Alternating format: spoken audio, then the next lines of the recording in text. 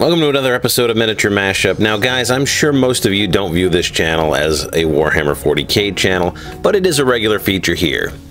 If you pay attention to 40k at all, you've undoubtedly heard about the new series of children's books Games Workshop will be publishing in 2019. That's right, Warhammer 40k children's books. The reaction to this news from the fan base has been about 10% positive and 90%.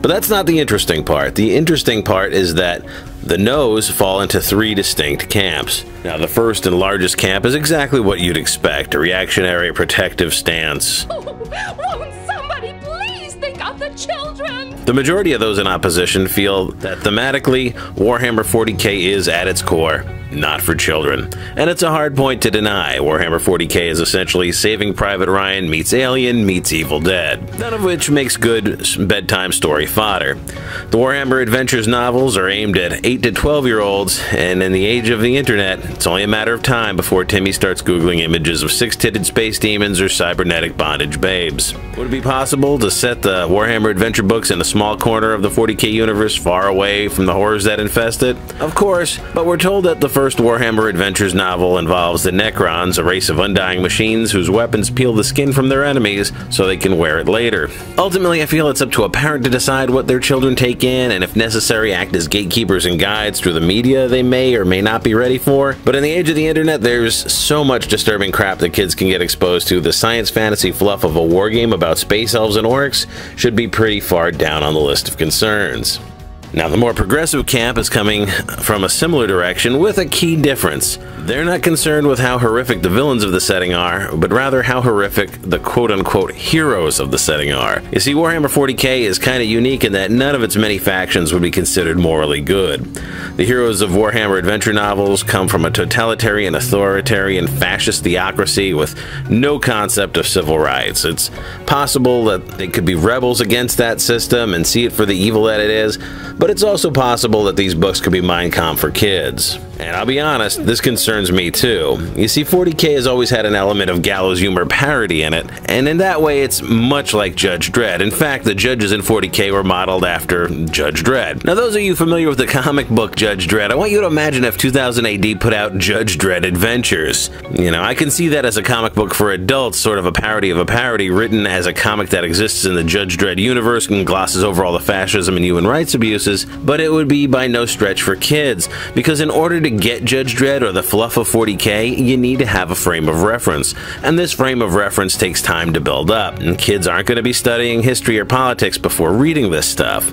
And we don't need children taking fascist heroes at face value. There's already far too many adult 40k fans that think the xenophobia and fascism of the Imperium is something to aspire to.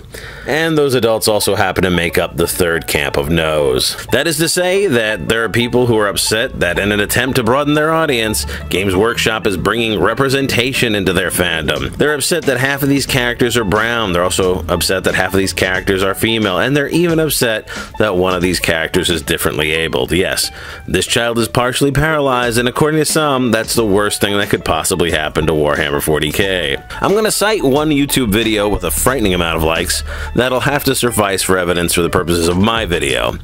In Warhammer Adventures 40k books for children with a pinch of social justice warrior, Arch Warhammer says there is example after example of intellectual properties catering to kids, and that begins to affect the IP in general. And he claims there's many examples, he just doesn't provide a single one.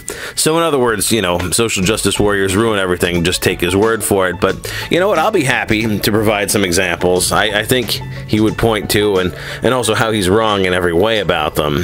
How about Marvel Comics? There's a lot of buzz about that. Now, the only kids show that's really for kids that they put out was that Superhero Squad, which had zero impact on the Marvel intellectual property. So he's probably not talking about that. I think he's talking about the Marvel movies and how they have more representation than the comics, and certainly the Marvel films have been lighter, funnier, more family friendly than the comics as well. But at this point, if you're a Disney stockholder, you probably believe that whatever the Marvel Cinematic Universe is doing is okay, since it's making you so much more money than the comics are. Sure, there's been some backlash by people of the alt-righty political persuasion, but Marvel has moved so far past about giving a crap about their comic sales.